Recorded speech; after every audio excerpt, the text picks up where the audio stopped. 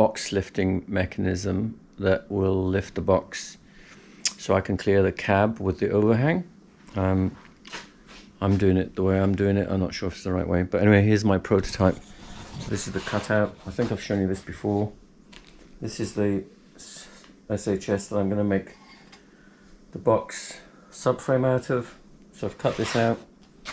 This is that pallet truck front wheel mechanism that you can buy. I got mine off Alibaba. And this is the prototype arm that actuates it up and down. Hang on a minute, what are you talking about? Arms and pallet trucks and wheel mechanisms. Hang on a minute, where are we going with this? Well, the idea behind this is I want to put a slide on, slide off box or living quarters like you can see in this image with an overhang over the cab. So that requires quite a lot of thinking and engineering, I guess, to make such a big box removal like this Fuso one, which won't be far off the size of the one that I'm going to look at making. This is a smaller version, but again, same concept, legs on there to lift it up, drive underneath, pick it up, and off you go once you've strapped it down. So this is what I've been playing with. This one looks interesting. Looks like one of those, mass-produced slide-ons, same as this one on a much smaller scale. And this is the sort of way I'm heading with my truck, or would like to head with my truck. So that involves quite a headache in the sense that I have a tilt-up cab, which needs to be tilted when you want to service the engine or change the oil or fan belts or whatever. So somehow with an overhang, we've got to somehow move the overhang out the way enough to be able to get the actual cab to tilt the way we want to. So what I'm about to show you is some ideas that I've decided to develop on AutoCAD. I'm not an expert in AutoCAD and it takes so long to actually get a hang of it, but I've managed to get enough where I can do line drawings. So this is basically what I'd like to do, this overhang with these angled sort of chamfers at the front over the cab, and then the doors and windows, as you can see there, with a basic measurement, and this little uplift at the top above the cab. The idea with the angled ones was that it would reduce the amount of curvature. This is one of my earlier drawings with a curved front end. And here's an actual 3D. I was quite impressed with myself to manage to have done a drawing like this. But you can see how curvy it is. It would have been brilliant for wind resistance and things. And this is a side profile or a side panel. I developed all these because I wanted to send them to a composite panel maker in Perth, Western Australia. And I sent him these sort of drawings, which took me forever to do, to show him what I was after and how many panels and bits and pieces. He didn't seem fazed by it all and seemed to think it's quite reasonable until I told him that I was actually doing this on my driveway in front of my house without a shed or a gantry or anything above my head to help me put it together. And he suggested perhaps the curved element would be a little bit tricky because you got to force it round and then cut all the slots on the inside to make the composite panel bend on that fiberglass sheet. He also mentioned there were limitations on how far you could bend these fiberglass sheets, being they're only 2 mil thick, and there was a limit. I think he said it was about 600 mil it could bend around. So I started fiddling with different ideas. This is a more sort of angular one at the front. Plus, I was also gunning to making a steel galvanized frame, which you can see in blue in this particular drawing. And bearing in mind, I was going to use those pallet truck wheels to go inside that blue framework, especially at the bottom part, which was going to be 130 or 125 by 70 mil in cross section. Here's another picture of it. And yeah, so I started fiddling with framework. Again, these drawings took so long that I felt like I was wasting a lot of time, even though I suppose in the end it would have paid dividends when I came to make it. So this is just an overhead view. I thought I'd throw it in there. And then This was sort of a more detailed look at windows and doors and dimensions to see if things would work and fit. And like I said, this one had a pointy front end, which would have been very easy to make, or comparatively. I still like this sort of, you know, raised level at the front. And then this one was the one that I finally decided to go with multiple angles to give it even more of a sort of, you know, streamlined look, but also easier to put together on your own because you've got straight panels with slight angled cuts. So these are the dimensions I was going to go with. I thought it was going to be a really roomy box like this, but you can see how tall it is. It was 2,700 high. That's starting to push the boundaries of maximum height limit, where you bear in mind the truck's probably about 130 off the ground. So you're getting close to that 4-meter mark, which I really didn't want to go to, but it felt like it was the only way to get a decent bit of headroom in that overhang to sit up in bed, if you like, without feeling claustrophobic or sort of hemmed in. Again, this is that same drawing right at the beginning to show you basically what I was looking at doing. I love the way it all looked, and I thought this was ideal. And you can see the frame in a sort of purple color there. And this frame was going to be basically on the outside of the composite panels. So I calculated how to do that. So there would be no actual thermal bridging going on at all.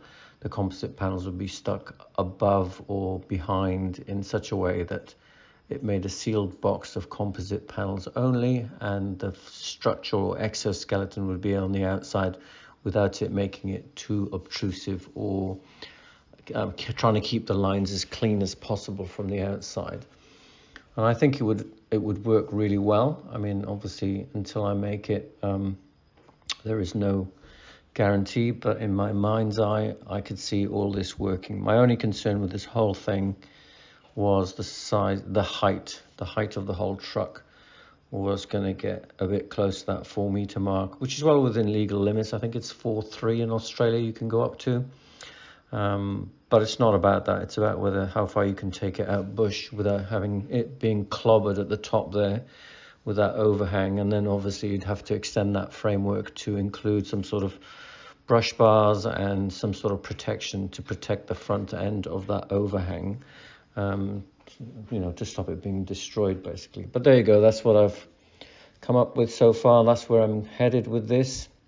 And again, I'm trying to move this whole box off that bed because basically this is a lift on type of design, using those pallet truck wheels so that I can slide it back by at least about 2 meters, which will clear the overhang from over the cab. And then I can access, or at least lift the cab up to access the engine if I ever need to do any major works on it, like fan belt changes, you know, changing the radiator, or even doing the tappets and stuff like that, that needs some clearance to get underneath the cab to work on it. So that's where I'm at this point, and the headache is, of course, trying to make a contraption that's solid enough that will slide that whole box, which I envisage being at least 1.5 tons by the time it's finished, maybe even 2 tons with all the stuff in it. And that's a fair bit of weight. I could be miles off. I have no idea. I've never done this before.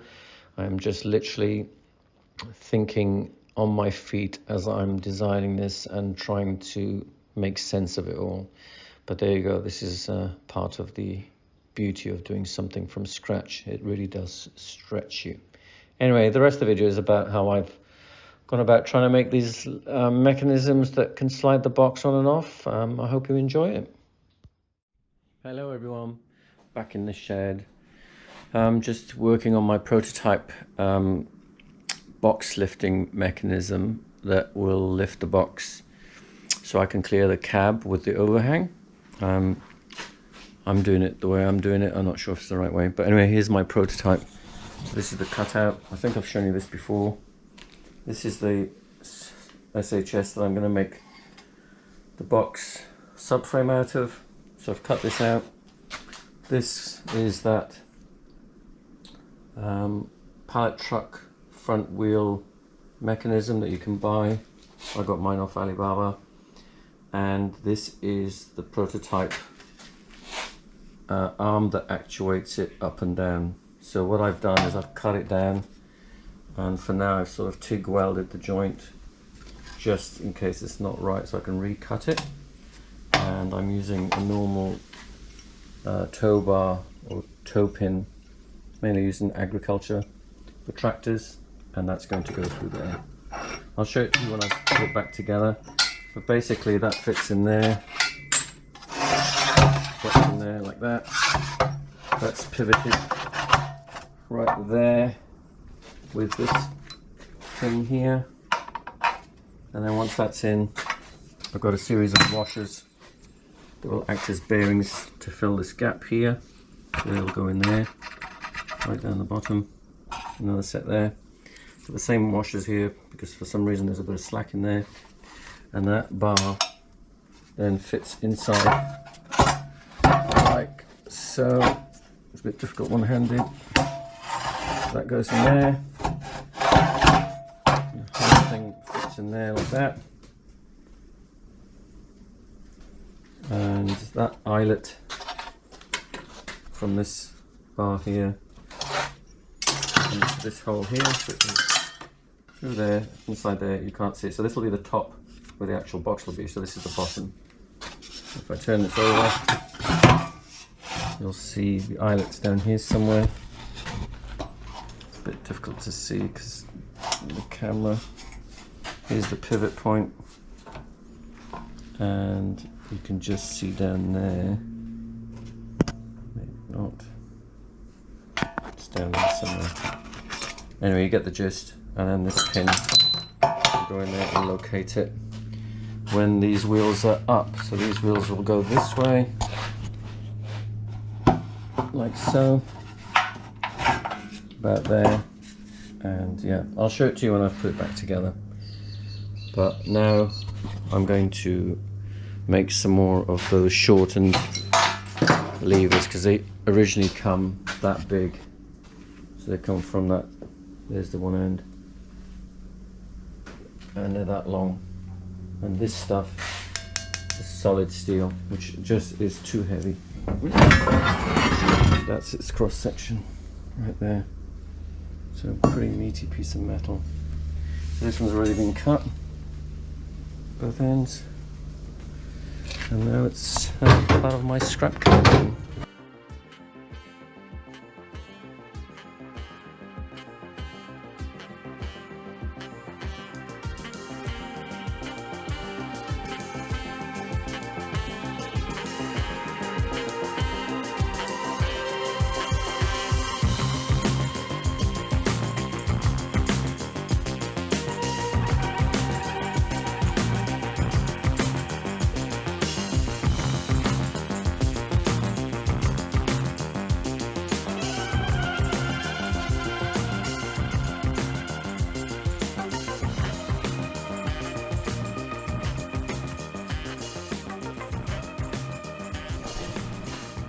So I've had a few issues with my bandsaw. It's done a lot of work, so the blade won't cut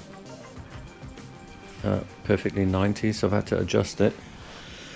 But unfortunately, it broke one of the bearings, so I had to, do some stuff there to get it to line up.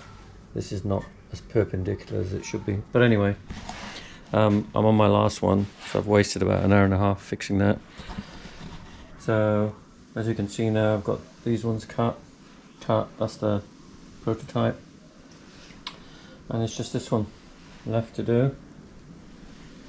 So I'm just going to cut this, cut that bit, join them on like these ones, and yeah, I'm going to do a root weld like I did here with the MIG welder, sorry, TIG welder. Yeah, and I'll do a solid weld. Because it's got a lot of tension forces on it rather than compressive forces, so I want to make sure the weld is really good. Yeah, but what a waste of time fixing that bandsaw. Although, like I said, it's done a lot of work and it's got a lot of work to do. I couldn't afford one that was bigger. But anyway, moving forward. As you saw earlier, I'm using SHS, and it's quite a meaty bit of steel. So it's 75 high by 125 wide, 3mm thick. I'm pointing to it in this particular picture, and I'm using this so I can hide the wheels inside, the pallet truck wheels, and make them flush with the deck of the bed of the truck, I guess, and flush with the box of the actual living habitat. And to do this, I have had to then cut down the twist locks that I was using, the container locks, and cut them down to the same height, which is 75mm, because what I didn't want was these blocks sticking up in the corners, where I'd have to somehow get the composite panels to try and fit around them, which would have been quite ugly on the inside. You would have had these like boxed in bits of steel on the inside in each corner of the box, which I think was going to look a bit weird and obviously not practical when you're trying to fit it out with furniture and bits and pieces. So in my wisdom, I decided, you know what, I'm just going to cut them down so that they actually are level with the SHS steel, which is what I started doing and managed to do. What I did is I cut one side of them off and then flipped them around and cut the other side off of the actual twist lock housing, and then I did that mainly because the bandsaw that I was using couldn't do any more than that. It was beyond its limits, so I had to do it this way, and eventually leave a little bit of meat left, because obviously a bandsaw's never cut perfectly straight. So there you can see I've cut a piece off the one side there, and then what I did was cut another side off. In total, it was 3 pieces that were cut off the actual block, with a little bit left over. I think I left about 5, maybe 6mm left over that I can machine down on both sides to get it to exactly 75mm. It was a very long process, and I really did push this bandsaw to its limits. Luckily, it's one that was I used in work, and it did the job quite admirably, considering.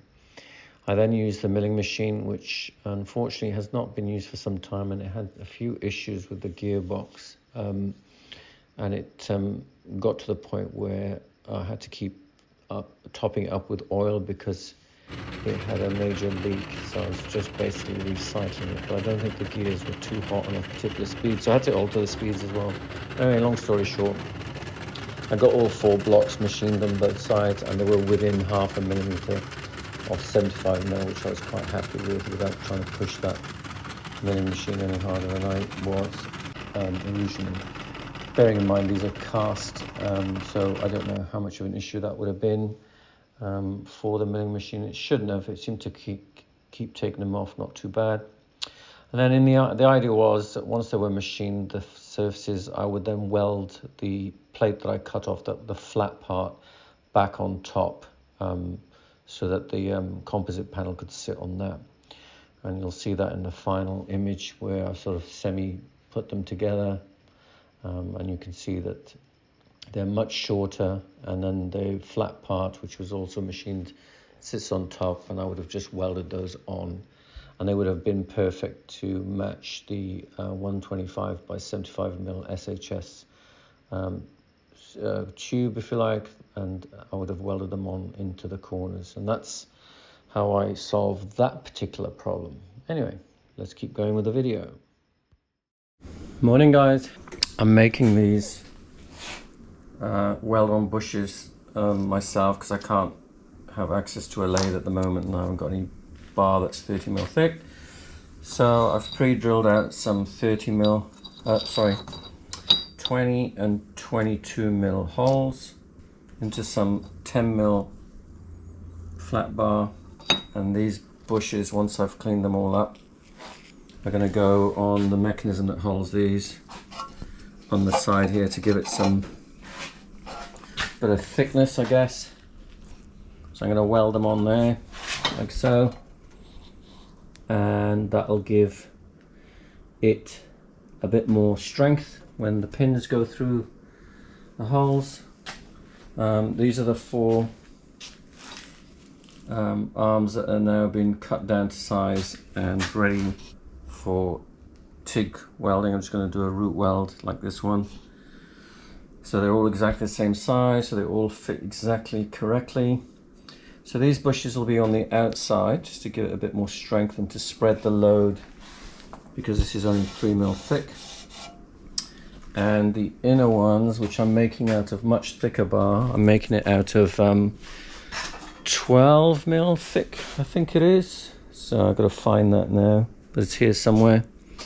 And I've made these, so these are much thicker than these ones. So you can see the difference in thickness. And these ones will be on the inside of the subframe, and I bought a load of these. They're going to have the 6mm roll pins drilled in, and that will hold the pin from the inside. So the bar for that is already in here. So the roll pin, you can see it there.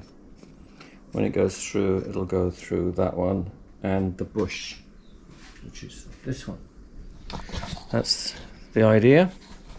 And what I'm doing now, I know it's a long-winded way, but I've pre-drilled the holes. So these are the 22s. I've got my hole cutter ready with a broken 22 hole cutter right there.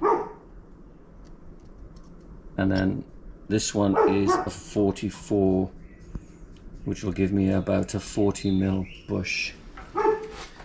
And that one has been cut, and I'm about to do this side. So I'm just going to flick it over and yeah, do that. So that's how I make my bushes. I'm going to tell these boys off because they're getting a bit silly. What are you barking at? What's you barking at? What are you barking at, you boysies? What's you barking at? What is it? What is it? Cheeky monkeys.